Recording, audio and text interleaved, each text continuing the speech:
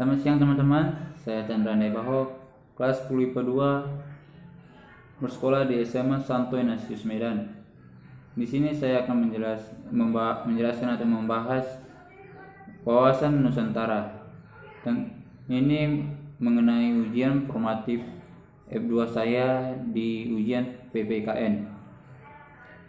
Saya akan menunjukkan mind map. Mind map ini isinya pembahasan yang akan saya bahas di formatif F2 ini. Wawasan Nusantara itu terdapat 4 poin besar yang akan saya bahas, yaitu pengertian wawasan Nusantara, hakikat Nusantara, asas Nusantara, konsep wawasan Nusantara. Yang pertama itu pengertian wawasan Nusantara. Terdapat 3 pengertian yang ditulis oleh Profesor Dr. Hamid Nurmaidi, yaitu mengenai menurut TAP MPR 1998, menurut TAP Wan Usman, dan menurut Kelompok Kerja Nusantara tahun 1999. Saya akan menjelaskan satu pengertian saja yang dicantumkan di menurut TAP MPR 1998, yaitu wawasan Nusantara adalah cara pandang atau sikap bangsa Indonesia mengenai diri dan lingkungannya dengan mengutamakan persatuan dan kesatuan serta kesatuan wilayah dalam menyelenggarakan kehidupan bermasyarakat, berbangsa dan bernegara untuk tujuan nasional. Di pengertian tersebut terdapat 3 unsur wawasan Nusantara, yaitu wadah atau kontur, isi atau konten, tata laku atau konduk.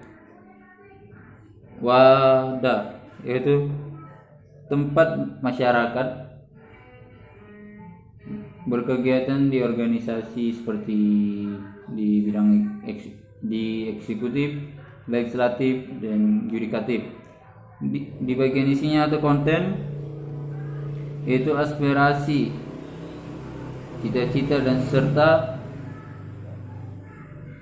tujuan bangsa Indonesia di pembukaan Undang-Undang Dasar Negara Republik Indonesia tahun 1945. Sedangkan di tata laku atau konten yaitu hasil interaksi antara wadah dan isi yang terdiri dari tata laku yang terlihat dan tidak terlihat. Selanjutnya saya akan menjelaskan hakikat wawasan Nusantara. Ada 2 pendapat tokoh tentang hakikat wawasan Nusantara, yaitu menurut Sumarsono dan Serina dan menurut Sumarsono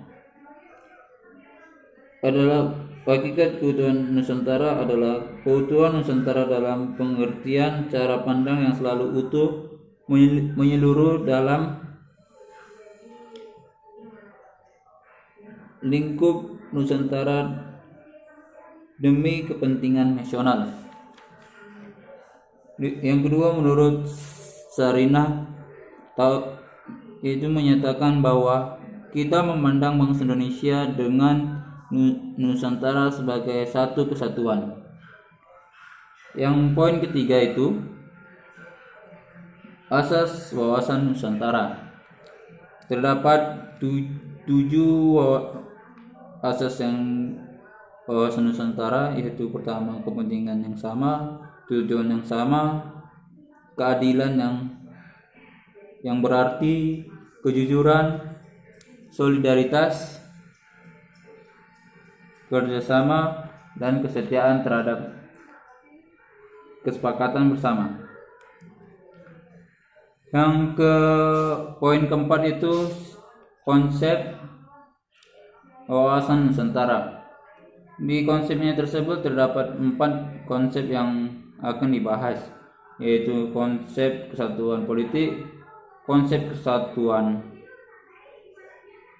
ekonomi, konsep kesatuan sosial budaya, konsep kesatuan pertahanan dan keamanan.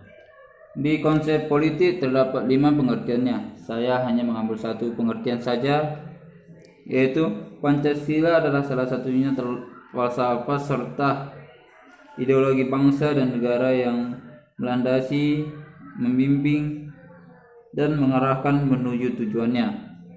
Di konsep kesatuan ekonomi itu ada 3 bagiannya. Saya akan membaca pengertian yang pertama saja, yaitu kekayaan wilayah Nusantara adalah modal dan milik bangsa. Seluruh keperluan hidup sehari-hari harus tersedia merata di seluruh wilayah tanah air. Yang ketiga itu konsep kesatuan sosial budaya. Terdapat 2 bagian, hanya saja saya akan membacakan satu pengertian saja, yaitu masyarakat Indonesia sebagai satu kesatuan memiliki kehidupan yang serasi dan selaras dengan tingkat kemajuan masyarakat yang sama, merata dan seimbang sesuai dengan tingkat kemajuan bangsa. Konsep kesatuan pertahanan dan keamanan. Terdapat 2 pengertiannya. Saya akan membacakan cuma satu pengertian, yaitu tiap-tiap negara mempunyai hak dan kewajiban yang sama dalam rangka pembelaan negara dan bangsa. Demikianlah hasil pembahasan saya. Mohon maaf jika ada kata-kata yang salah dan kurang berkenan. Demikian, selamat siang.